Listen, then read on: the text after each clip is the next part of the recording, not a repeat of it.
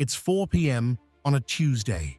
You're standing in front of an open fridge, staring at a single wrinkled bell pepper and a jar of pickles, trying to reverse engineer a meal that won't make your family stage a coup.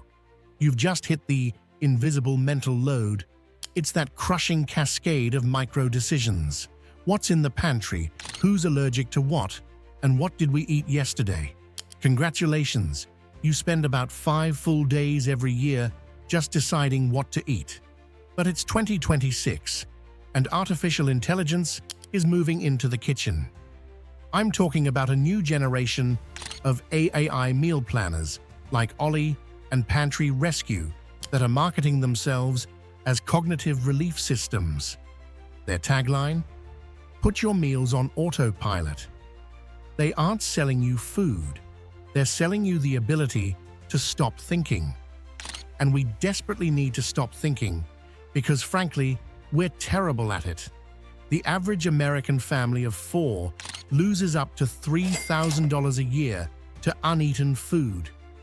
We're essentially buying groceries just to give them a scenic tour of our fridge before they liquefy in the crisper drawer. This is where the tech gets spicy.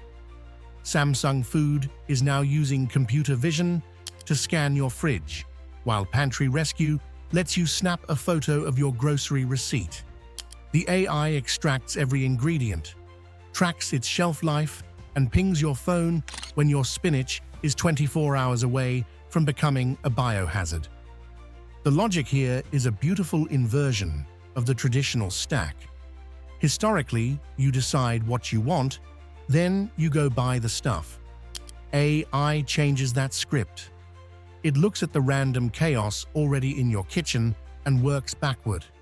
It's closing the intention-action gap, that tragic distance between knowing you should eat those carrots and actually doing it before they turn into orange mush. But here's the weird part. While we're busy optimizing our inventory like a Fortune 500 warehouse, a parallel trend is pulling us back to 1950. Retro cooking is exploding. Casseroles, tuna bakes, and jello molds are trending on TikTok under hashtag Grandma's Recipes. It turns out that in an era of global instability, people don't want a nutritionally optimized fuel source from an algorithm. They want a bubbling pasta bake that feels like a hug.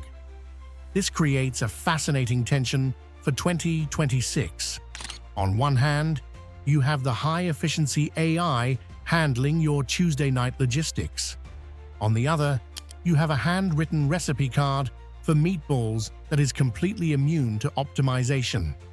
A GPT-generated meal plan might be perfectly calibrated for your macros, but it has the emotional depth of a spreadsheet. You can't A/B test the nostalgia of Sunday gravy. The good news, these two things don't have to fight.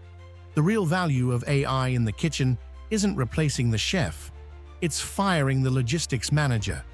We're offloading the tedious, brain-rotting decisions to the bot on the busy nights, specifically so we have the mental bandwidth to cook something slow and inefficient on the weekends.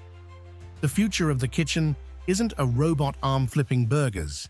It's a digital plumber making sure you don't waste $3,000 on wilted lettuce.